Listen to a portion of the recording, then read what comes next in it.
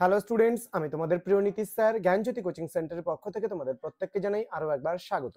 তো স্টুডেন্টস, আজকে আমি তোমাদের সঙ্গে আলোচনা করব ভিএসসি আন্ডারস্ট্যান্ডিং ইন্ডিয়ার তোমার এমসিকিউ যে রয়েছে ইউনিট নাম্বার 1 থেকে কিছু এমসিকিউ প্রশ্ন নিয়ে আজকে আলোচনা করব। আমাদের যে পার্টগুলো চলছিল বিভিন্ন, তার আজকে মেবি 8 অথবা 9 নাম্বার ক্লাস চলছে। তো স্টুডেন্টস, প্রতিদিন আমি তোমাদের সঙ্গে আলোচনা করি মোস্ট ইম্পর্টেন্ট 20টা এমসিকিউ নিয়ে। তো আজকেও কিন্তু আমরা এই পার্টে আলোচনা করব নতুন সেশনে তোমাদের মোস্ট ইম্পর্টেন্ট 20টা প্রশ্ন নিয়ে। তো ভিডিওটি শুরু করার পূর্বে তোমাদেরকে বলবো, ভিএসসি আন্ডারস্ট্যান্ডিং ইন্ডিয়া সেকেন্ড সেমিস্টারে কম্পালসরি রয়েছে তোমাদের।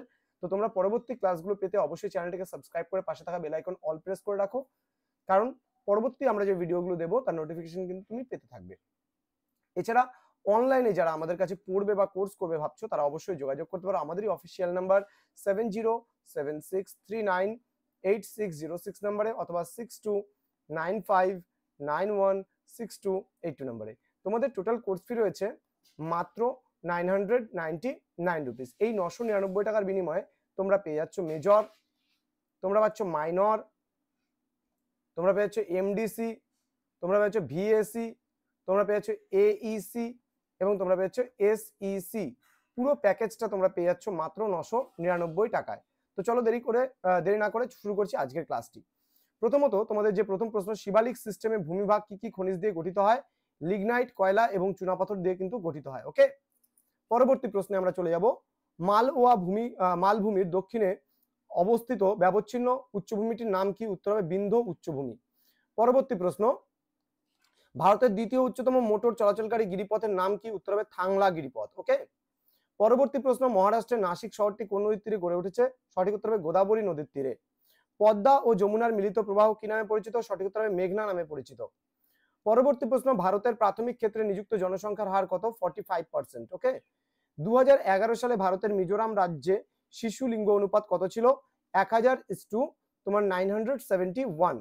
পরবর্তী প্রশ্ন, ভারতে যে রাজ্যে জনসংখ্যা বৃদ্ধির হার সবচেয়ে কম সেটা কোন রাজ্য? সঠিক উত্তর হবে কেরলে। পরবর্তী প্রশ্ন, 1971 সালে জেলেনস্কি পরিব্রাজন সম্পর্কে যে তত্ত্ব দিয়েছিল তা কি নামে পরিচিত? মোবিলিটি ট্রানজিশন মডেল নামে কিন্তু পরিচিত। ওকে, পরবর্তী প্রশ্ন আমাদের চলে আসবে, পশ্চিমবঙ্গের কোন জেলায় 2001 থেকে 2011 সালে জনসংখ্যা বৃদ্ধির পরিমাণ কম ছিল? সঠিক উত্তর হবে কলকাতা। এই অপশনগুলোর মধ্যে কিন্তু কলকাতা হবে, ঠিক আছে। পরবর্তী প্রশ্ন, পশ্চিমবঙ্গের যে জেলায় 2001 থেকে 2011 সালে জনসংখ্যা বৃদ্ধির পরিমাণ সব থেকে বেশি ছিল সেটা হলো উত্তর দিনাজপুর। এই অপশনগুলোর মধ্যে বলছে, হরিয়ানার বিখ্যাত সুরজ কুণ্ড মেলা প্রতি বছর কোন মাসে অনুষ্ঠিত হয়? সঠিক উত্তর হবে ফেব্রুয়ারি মাসে কিন্তু অনুষ্ঠিত হয়। পরবর্তী প্রশ্ন, অরুণাচল প্রদেশের বিখ্যাত উৎসব কি নামে পরিচিত? সঠিক উত্তর হবে লোসার নামে পরিচিত। পরবর্তী প্রশ্ন, কোন রাজ্যের বেশিরভাগ লোকেরা পশমি পরিধান করে? উত্তর হবে হিমাচল প্রদেশ, কারণ খুব ঠান্ডা হয় সেখানে, যার জন্য মানুষ কিন্তু পশমি পরিধান করে।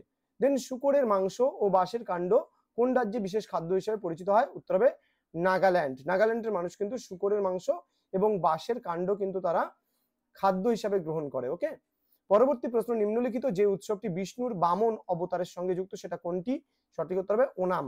ওকে, দেন, মানুষ অস্থায়ীভাবে বসবাসের জন্য এক স্থান থেকে অন্য স্থানে গমন করলে তাকে কি বলা হয়? সঠিক উত্তর হবে চলন বলা হয়। পরবর্তী প্রশ্ন, দ্বিতীয় বিশ্বযুদ্ধের সময় রাজনৈতিক কারণে প্রচুর সংখ্যক ইহুদি ইসরায়েল দেশে চলে আসেন, এই পরিব্রাজনটি কি বলা হয়? সঠিক উত্তর হবে বাধ্যতামূলক পরিব্রাজন। পরবর্তী প্রশ্ন, ভারতে পৃথিবীর মোট স্থলভাগের কত অংশ অবস্থিত? সঠিক উত্তর 2.4%। ওকে, দেন পরবর্তী প্রশ্ন, তেহারি যে রাজ্যের বিশেষ খাদ্য হিসেবে পরিচিত হয় সেটি কোন রাজ্য? সঠিক উত্তর উত্তরপ্রদেশ। তো আজকে তোমাদের সঙ্গে আলোচনা হলো মোস্ট ইম্পর্টেন্ট 20টা প্রশ্ন নিয়ে। খুব তাড়াতাড়ি পরবর্তী ক্লাস তোমাদের জন্য নিয়ে আসবো। তোমরা জ্ঞানজ্যোতি কোচিং সেন্টার অফিসিয়াল ইউটিউব চ্যানেলটিকে অবশ্যই সাবস্ক্রাইব করে পাশে থাকা বেল আইকন অল প্রেস করে দাও, যাতে নেক্সট টাইম থেকে কোনো ভিডিও আপলোড করলে তার নোটিফিকেশন তুমি সবার আগে পেতে পারো। তোমাদের উজ্জ্বল ভবিষ্যৎ গড়ে তুলবো আমরা, এটাই আমাদের মূল প্রতিশ্রুতি। তো স্টুডেন্টস, অনলাইনে কোর্স করতে চাইলে অবশ্যই যোগাযোগ করো। আমাদের অফিসিয়াল নাম্বার 6295916282 এবং 7076398606 নাম্বারে। দেখা হচ্ছে খুব তাড়াতাড়ি পরবর্তী ক্লাস নিয়ে। তোমরা প্রত্যেকে ভালো থেকো, সুস্থ থেকো। Thank you so much. Thanks for watching. After all, thank you.